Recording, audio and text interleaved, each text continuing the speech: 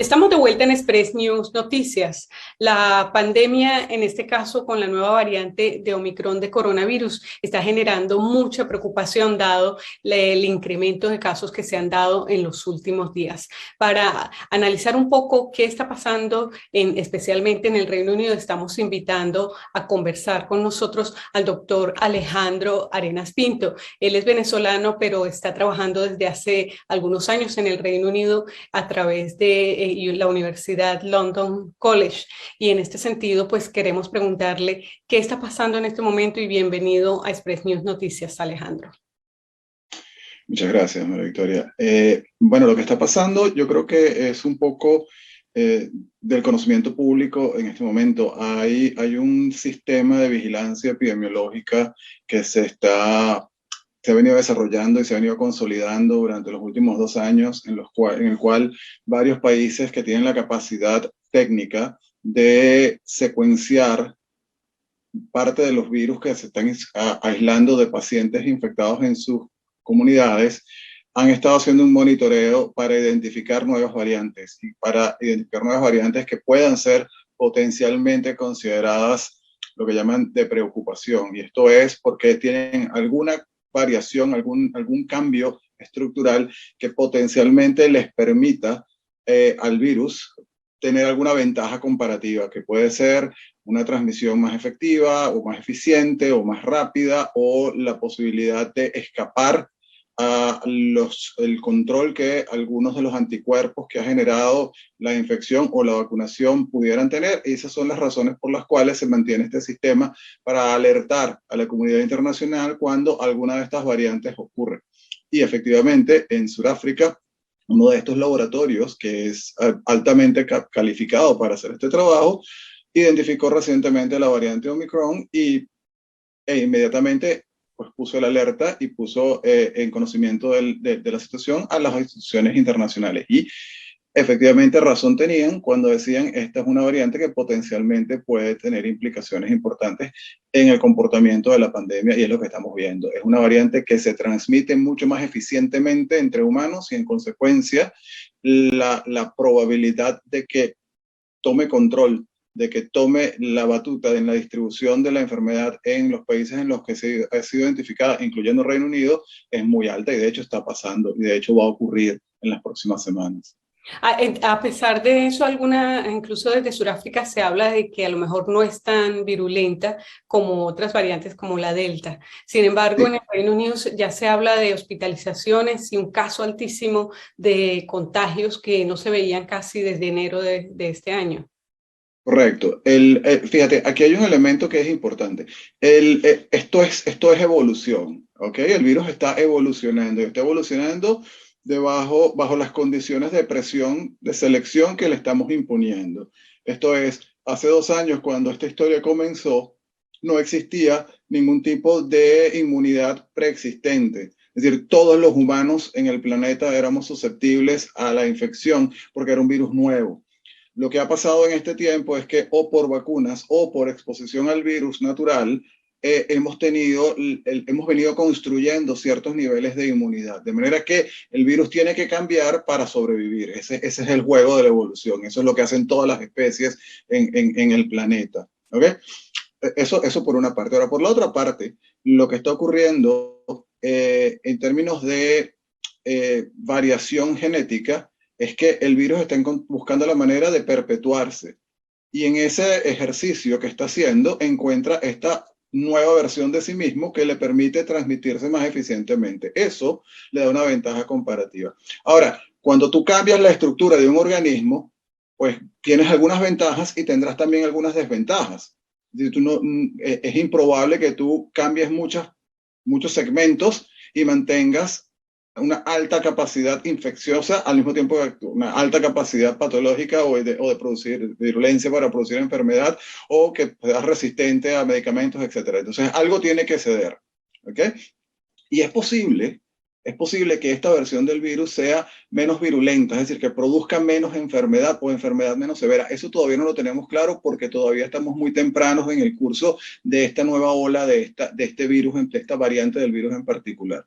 Pero aún si es así, y ojalá así sea, aún si es así, una proporción muy pequeña y un número muy alto de casos siempre va a traer consigo un incremento en el número de personas que van necesariamente a requerir atención hospitalaria. Y dentro de esa proporción, una proporción todavía menor, pero significativa, va a requerir cuidados intensivos y probablemente pueda tener enfermedad severa. Entonces allí es donde está el problema. El problema, y por eso todas las medidas de control que se están implementando hoy en día, es que vamos a ponerte números a manera de ejemplo, no números reales, pero a manera de ejemplo. Digamos que si por cada 100 personas que se infectaban con Delta, 10 terminaban en el hospital, ¿verdad? Tú decías, bueno, ok, eso es importante. Ahora, suponte que de Omicron sea menos. Suponte que de Omicron sea 7, 8, 5%. ¿Ok? Suponte que ese sea el caso. El problema es que estamos viendo un incremento muy acelerado de casos. Entonces, en lugar de tener, y lo has visto, y lo hemos visto en los números de los reportes diarios desde hace 2 semanas, de pasar de unas cifras más o menos estables de 40,000 casos al día en el Reino Unido, hoy ya estamos en 60,000.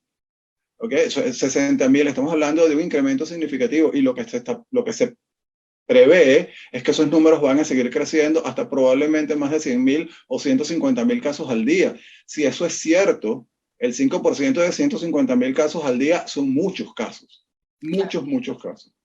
Y en este caso, las vacunas, teníamos mucha confianza en las vacunas que ya mucha gente se estaba aplicando en el Reino Unido, casi que podía decirse que estaba completamente vacunado doblemente, y ahora se está exigiendo este refuerzo. Pero ¿qué tan confiable puede ser la inmunidad frente a esta nueva variante? Incluso el temor de que, como dice, en esta evolución se produzcan otras variantes que también generen problemas. ¿Hacia dónde vamos? Entonces la gente se pregunta. Fíjate, desde hace tiempo ya se había venido diciendo que por varias razones. Uno, por la variabilidad del virus, es decir, porque el virus va a seguir cambiando, y esto es, de nuevo, evolución. Esto es un proceso biológico natural que tenía que ocurrir y que tiene que ocurrir.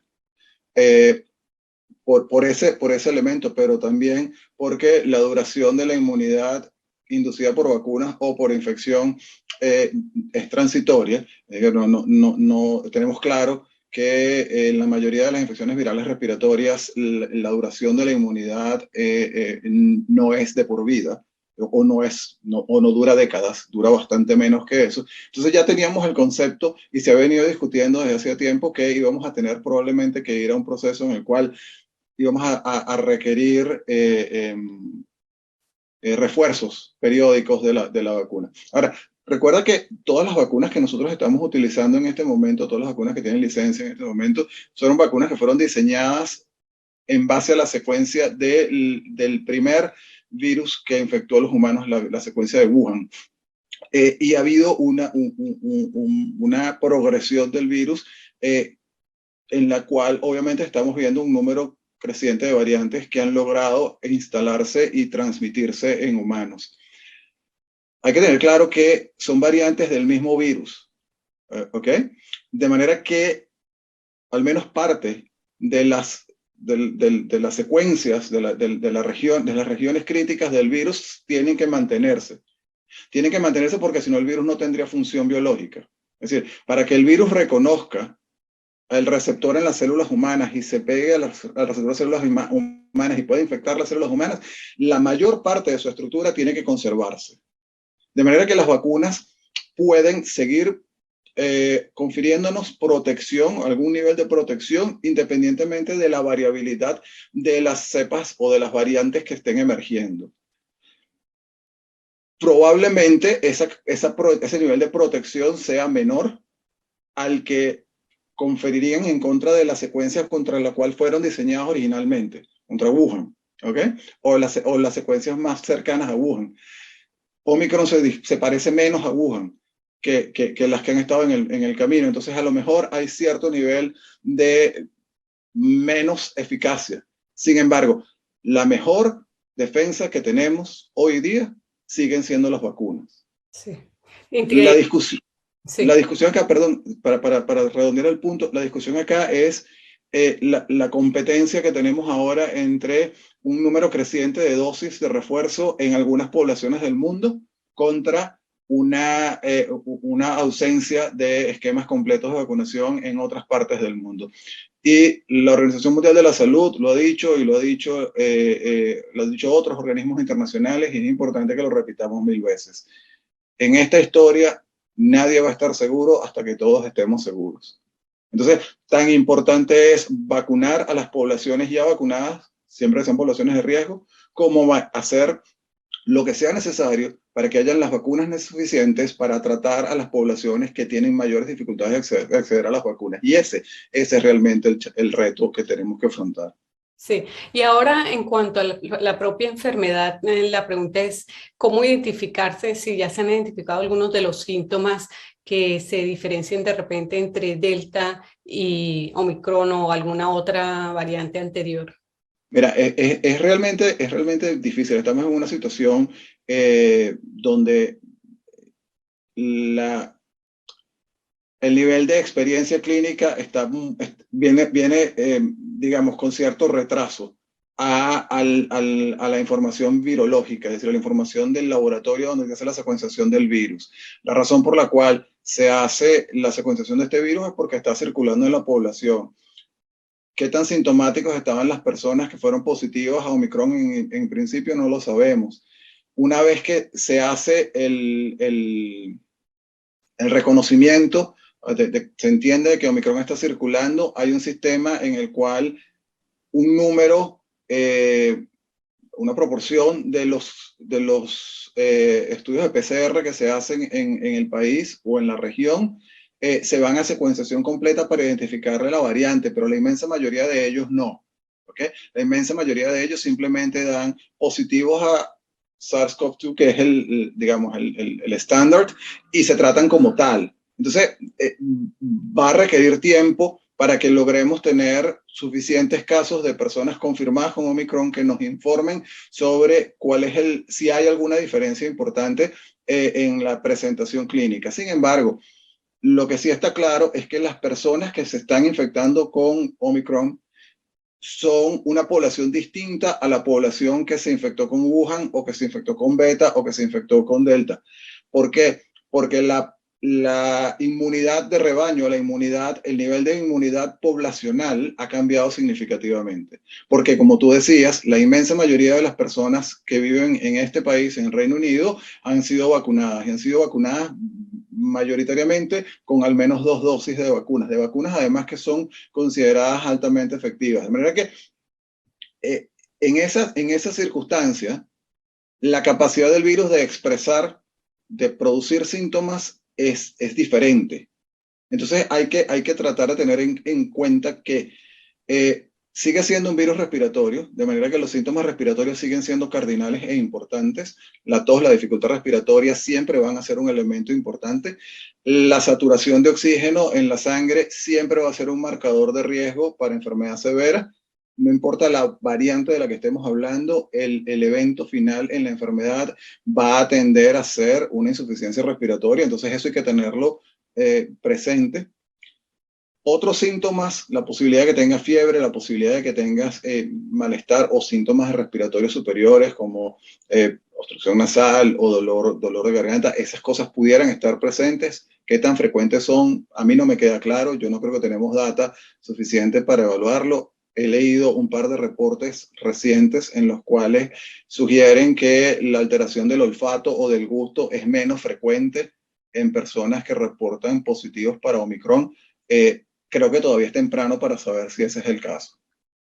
Ya, y en cuanto a los tratamientos, ¿se sigue pensando que lo que se aplicó para las otras variantes también funcionan en los tratamientos para esta enfermedad? Mira, fíjate, ahí tenemos dos elementos diferentes y también un elemento diferenciador importante entre la situación en la que estábamos hace un año o hace 18 meses y donde estamos ahora. No solamente tenemos una población altamente vacunada en el Reino Unido y en algunos otros países del mundo, sino que además tenemos una cantidad de medicamentos que han probado ser eficientes en la reducción de riesgo de enfermedad severa o de mortalidad. Y estos medicamentos son de dos tipos fundamentalmente. Uno, que lo conocíamos ya desde hace varios meses, que los teníamos ya en desarrollo desde hace más de un año, que son los anticuerpos monoclonales. Estos son anticuerpos que se desarrollaron en el laboratorio, se identificaron en el laboratorio, que se sabe que pueden neutralizar la acción del virus e impedir la infección de las células. Entonces, esos medicamentos biológicos, esos anticuerpos monoclonales, evidentemente se desarrollaron en función de la secuencia del virus que se tenía circulando en el momento. Esos son altamente eficientes contra Wuhan, puede ser que menos eficientes contra otras variantes. Y sabemos que de ellos hay algunos que pueden ser menos eficientes contra Omicron. La buena noticia, la muy buena noticia, es que tenemos ahora antivirales de acción directa que han sido aprobados y que están disponibles en el Sistema Nacional de Salud de este país y en otras partes del mundo, que son drogas que no tienen como diana, como target,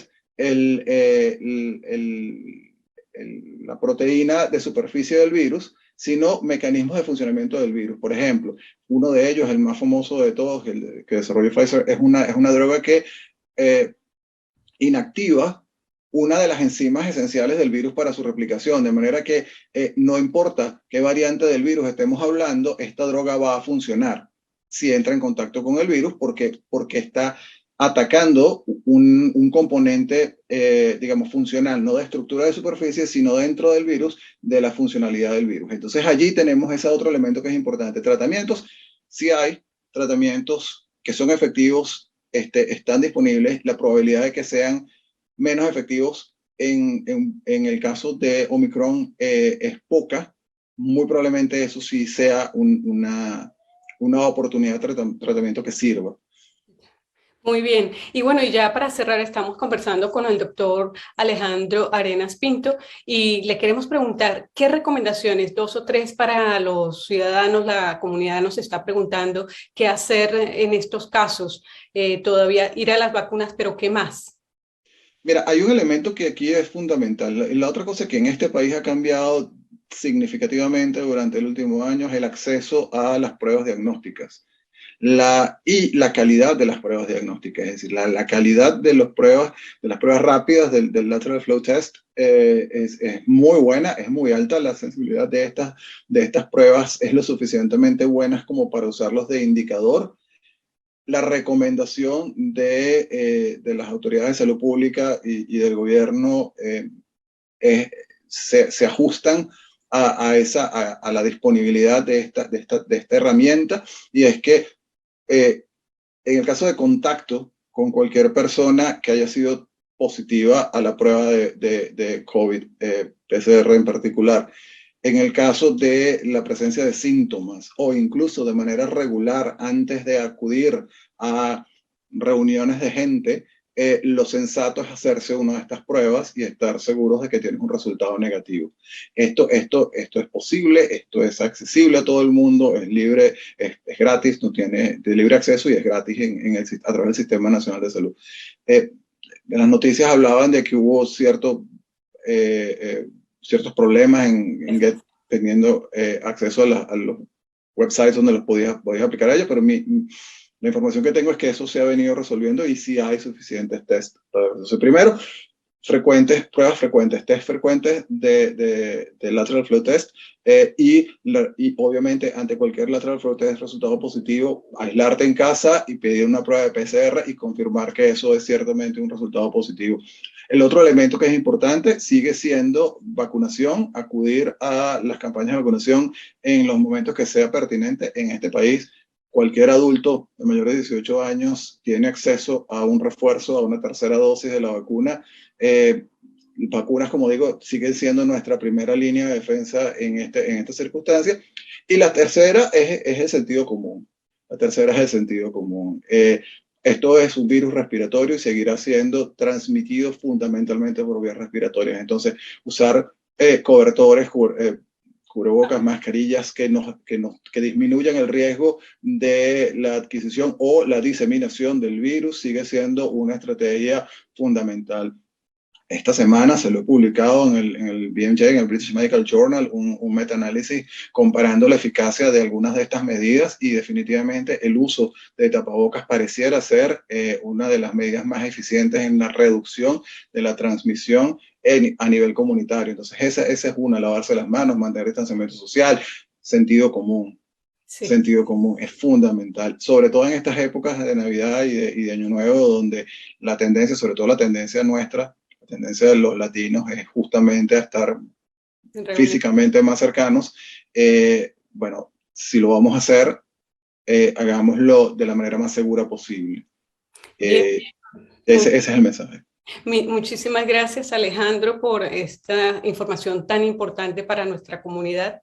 Y bueno, nosotros felices de que el doctor Alejandro Arenas Pinto nos haya acompañado y nos haya dado tanta información importante en temas del Omicron. Y bueno, nosotros vamos a ir a una corta pausa y ya regresamos a la continuación de Express News.